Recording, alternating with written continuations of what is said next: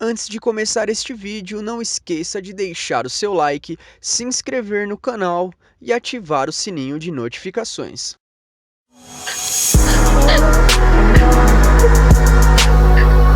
Olá pessoal, seja muito bem-vindo ao canal Quimicamente Falando, eu sou o professor Jonatas e hoje iremos finalizar a atividade 1 do Caderno do Aluno.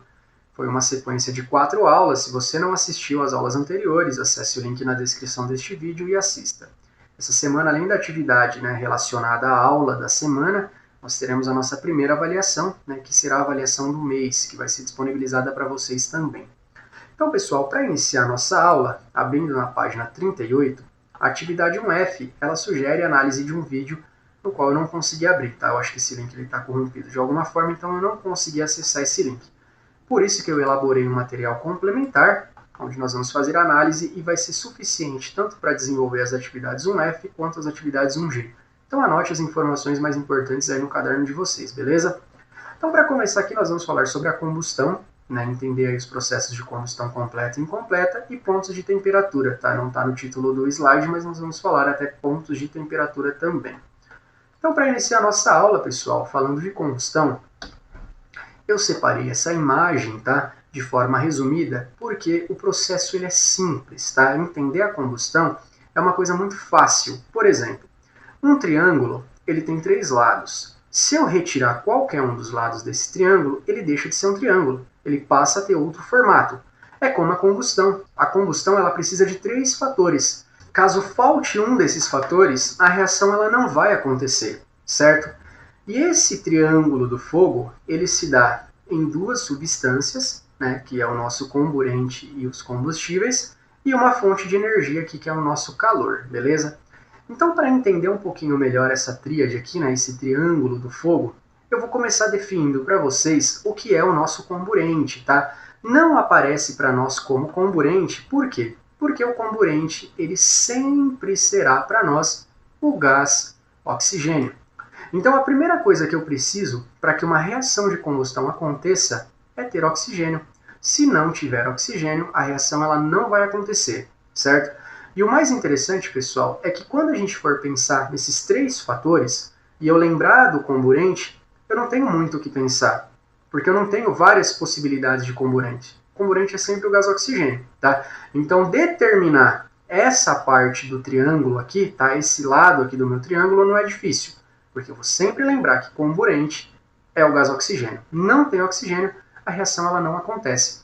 Inclusive, assim que a gente finalizar essa demonstração do triângulo do fogo, eu vou ensinar para vocês uma experiência para vocês fazerem em casa bem simples para mostrar o que acontece com a chama na ausência de gás oxigênio, beleza?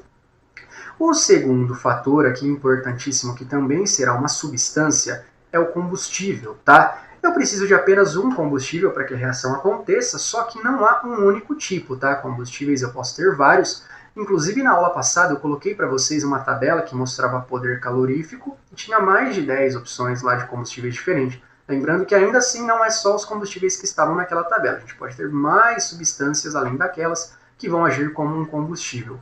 A questão é, professor, se o comburente só é o gás oxigênio, como que eu sei uma substância que será o nosso combustível? Se você procurar o termo na internet, se procurar o termo num livro didático ou algo do tipo, ele vai colocar para você de forma técnica e você, aluno de primeira série, neste momento não vai entender o significado. Inclusive, eu vou usar para vocês uma definição que não é das mais adequadas, só que vai nos facilitar neste momento a compreensão, tudo bem? Eu vou até explicar para vocês por que eu vou usar esse termo para exemplificar um combustível. A gente vai imaginar que combustíveis são substâncias que são consumidas pelo fogo. Pessoal, preste muita atenção nesse ponto da aula agora, tá? Para você não falar que eu te ensinei coisa errada. O oxigênio, ele também é consumido, certo? Não são só os combustíveis. O oxigênio também ele é consumido. Só que o oxigênio, além dele ser só ele, não tenho mais opções de comburente, é só oxigênio, eu não enxergo oxigênio. Você já viu alguém falando assim, olha, vai lá apagar o oxigênio que está pegando fogo ali no oxigênio? Ninguém fala isso. A gente fala assim, tá pegando fogo ali no carvão, Tá pegando fogo ali no mato, tá pegando fogo ali nas folhas, ali, pegou fogo no meu caderno, sei lá, na folha do meu caderno. Então, geralmente, tá pegando fogo no álcool, na gasolina. Então, geralmente, sempre que a gente observa o fogo, a gente repara na chama, né, obviamente, né, no produto ali da combustão, e no combustível, que é justamente a substância que está pegando fogo, né? A gente até dá esse termo, né? A gente fala tá pegando fogo, que está sendo consumida. O oxigênio ele está ali também, ele está sendo consumido também, mas ele não é visível para nós, a gente não enxerga isso. E quer ver como que é importante essa definição que eu estou te dando, né? De pensar no combustível como a substância que pega fogo? Se eu colocasse numa mesa várias substâncias diferentes, eu ia falar assim para você: qual dessas substâncias pode ser um combustível? O que ia vir na sua cabeça? Será que essa substância pega fogo?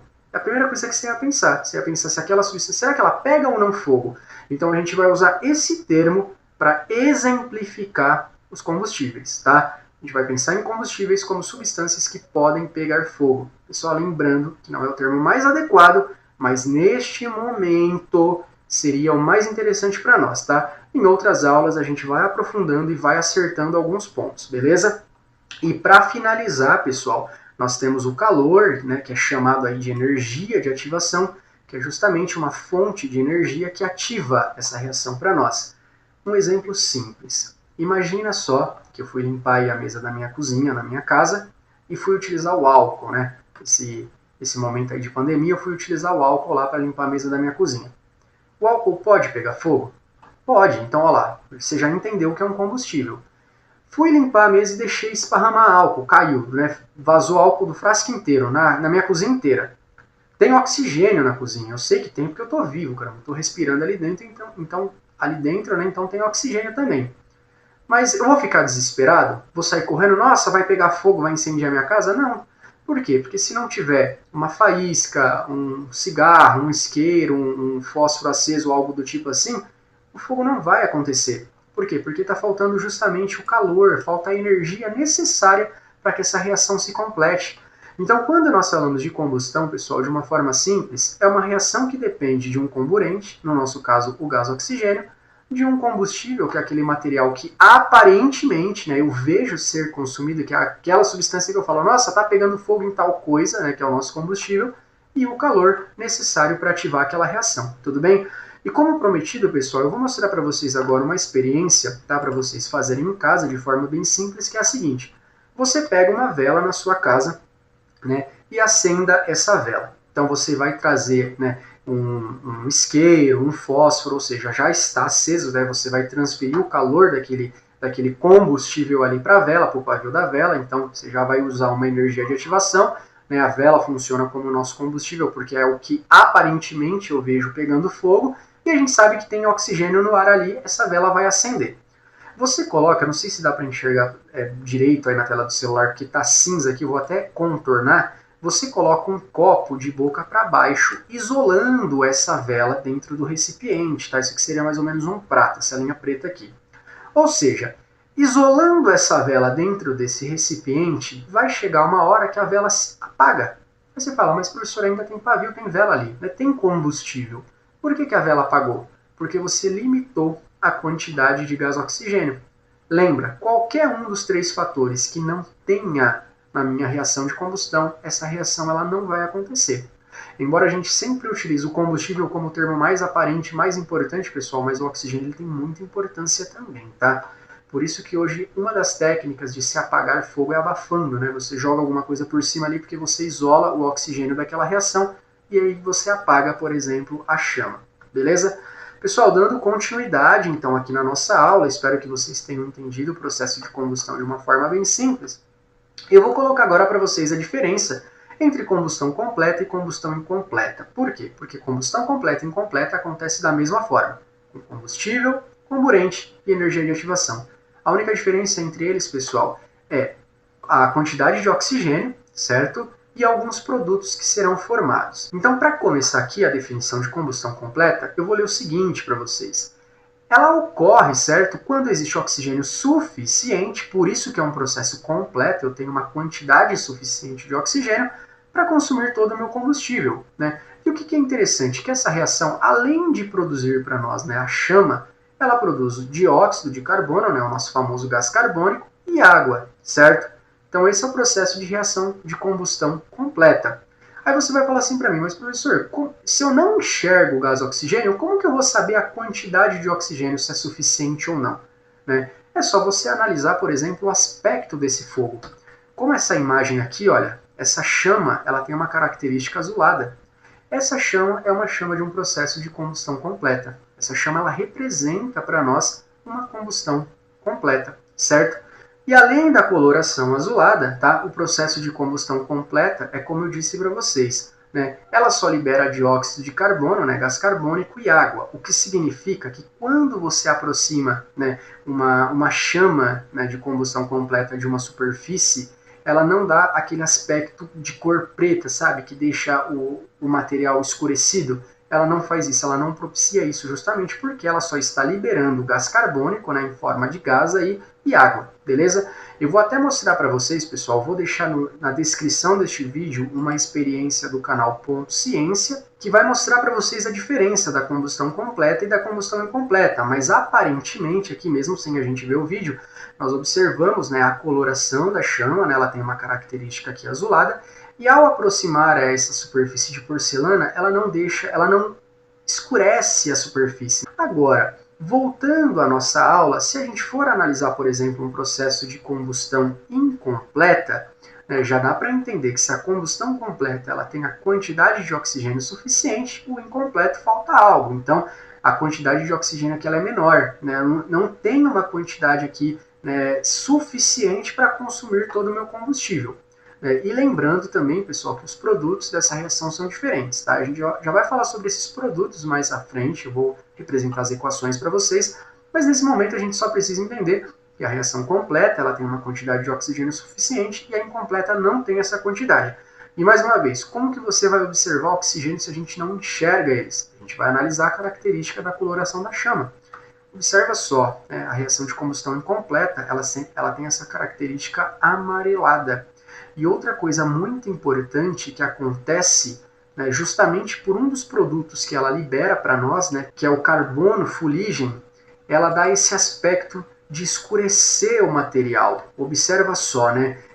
Utilizando do mesmo vídeo aqui do canal Ponto Ciência, você observa que essa chama mais amarelada, quando ela encosta numa superfície, ela escurece o material, que essa coloração diferenciada se dá justamente por um dos produtos que ela libera, que na reação completa não é liberado, que é o que a gente chama de carbono fuligem, certo? Então, pessoal, já que a gente conseguiu analisar, primeiro, né, que a reação completa é um processo que tem oxigênio suficiente, a reação incompleta é um processo que não tem essa quantidade suficiente de oxigênio, né, e além da coloração da chama, a gente pode analisar também os produtos que são liberados aí nessas reações. Por exemplo, a reação de combustão completa, ela libera para mim apenas, né, o gás carbônico e a água, embora a água ela saia em qualquer um dos processos. Quando a gente pensa na combustão incompleta, ela também vai liberar dióxido de carbono, tá? Ela também libera gás carbônico, mas os fatores principais para diferenciar as duas é a liberação de monóxido de carbono, que acaba sendo muito mais poluente que o dióxido de carbono. Ela libera também aqui o nosso carbono fuligem, que é quem dá aquele aspecto de escurecer os materiais, beleza? Então, pessoal, neste momento da aula, eu espero que você tenha entendido, né, o que é combustão, né, o triângulo do fogo, o que é combustão completa, o que é combustão incompleta, e o mais importante, que você lembre dessas representações nas equações químicas, porque eu posso simplesmente num exercício colocar para você vários processos diferentes, certo? E pedir para você diferenciar para mim. Falar assim, olha, das equações abaixo, quais são de reação completa ou incompleta? Então você vai analisar o seguinte, se no meu produto eu tenho apenas, né, o gás carbônico e a água, só pode ser reação completa. Não tem como ser completa com algo além disso aqui. Agora, se eu observar que na reação eu tenho também, posso até ter esses dois, né, posso até ter eles, mas além deles, eu tenho o monóxido de carbono, né, e o carbono fuligem aqui, isso caracteriza para mim uma reação incompleta. Pessoal, mais para frente a gente vai aprender a observar a numeração, né, a proporção numa equação química, mas nesse momento a gente só observa o que está sendo liberado aí nos meus produtos, tudo bem? Então, pessoal, para finalizar a nossa aula, nós vamos analisar o que são pontos de temperatura. Por quê? Porque eu posso ter uma substância que é um combustível, né, mesmo em contato aí com um comburente, tendo uma energia de ativação, e ainda assim essa substância não pegar fogo, por exemplo. Por quê? Porque há pontos de temperatura específicos, né, que faria com que essa substância iria entrar em combustão ou não. Então, neste momento, o que a gente vai fazer? Tá? A gente vai fazer a análise deste ponto aqui em duas etapas. Na primeira etapa, você vai voltar no seu caderno do aluno, você vai assistir a este vídeo aqui, ó, ponto de fulgor, certo? Então você vai acessar esse link aqui, certo? Abrindo aqui no YouTube, pessoal, é um vídeo que tem 1 minuto e 29 segundos, tá? É um vídeo curto. Esse vídeo é só a demonstração, ele não tem áudio, não tem nada explicando. Você vai analisar e depois você retorna a aula para você entender. Justamente porque, pessoal, a ordem que foi utilizada esse procedimento talvez vai ficar um pouco confuso para você. Então assista ao vídeo, tente entender alguma coisa aí diferente que você observe e depois você retorne para a gente finalizar a nossa aula. Então, pessoal, imaginando que você tenha assistido ao vídeo, o que acontece, né? Lembra que eu falei para você que uma substância, mesmo sendo exposta ao gás oxigênio e a uma energia de ativação, ela pode não pegar fogo. Por quê? Porque há temperaturas que determinam isso, certo? Como no caso do vídeo a gente observa, pessoal, aqui, ó, eu vou até circular para vocês, isso aqui foi um print que eu dei, isso aqui é um fósforo que foi submerso aqui nessa solução, que funcionaria aí como nosso combustível e mesmo assim não pegou fogo, certo? Aí você fala, professor, nós tínhamos a energia de ativação, né, a chama do fósforo, nós temos esse líquido que funciona como combustível, acredito eu que seria um álcool, por exemplo, não sei, vamos pensar que é o álcool, tá? Pelas características aqui seria álcool, então eu tenho aqui o álcool, tenho esse fósforo, né, tenho o oxigênio do ar e mesmo assim ainda não pegou fogo. Por que isso acontece? Porque nesse caso, pessoal, não foi atingido o que nós chamamos de ponto de fulgor. E o que seria isso, pessoal? Por que eu posso jogar, por exemplo, um palito de fósforo no álcool? Vamos pensar assim, eu posso jogar um palito de fósforo no álcool e ele não pegar fogo. Porque é necessário que a primeira temperatura seja atingida, que é chamada de ponto de fulgor. Então o que seria aí o nosso ponto de fulgor, certo? É uma temperatura mínima. Então, por exemplo, a temperatura que o álcool se encontra determina se ele vai entrar em combustão ou não, onde os combustíveis aí eles começam a liberar vapores inflamáveis. Então, pessoal, quando você taca fogo no álcool ou na gasolina, por exemplo, não é o álcool ou a gasolina líquida que está pegando fogo. São vapores inflamáveis que elas estão liberando, certo? Se não houver esses vapores, aquele combustível ele não vai conseguir pegar fogo, por exemplo, tá? Então, só que no caso do ponto de fulgor, eu até tenho esses vapores inflamáveis, tá? Ele pode até pegar fogo, mas isso só vai acontecer, pessoal, enquanto eu conseguir, né, manter uma fonte de calor no meu combustível. Como assim, professor? Vou te dar um exemplo. Como você observou, no início da experiência, aquela substância não pegou fogo. Então, digamos que o ponto de fulgor ainda não tinha sido atingido.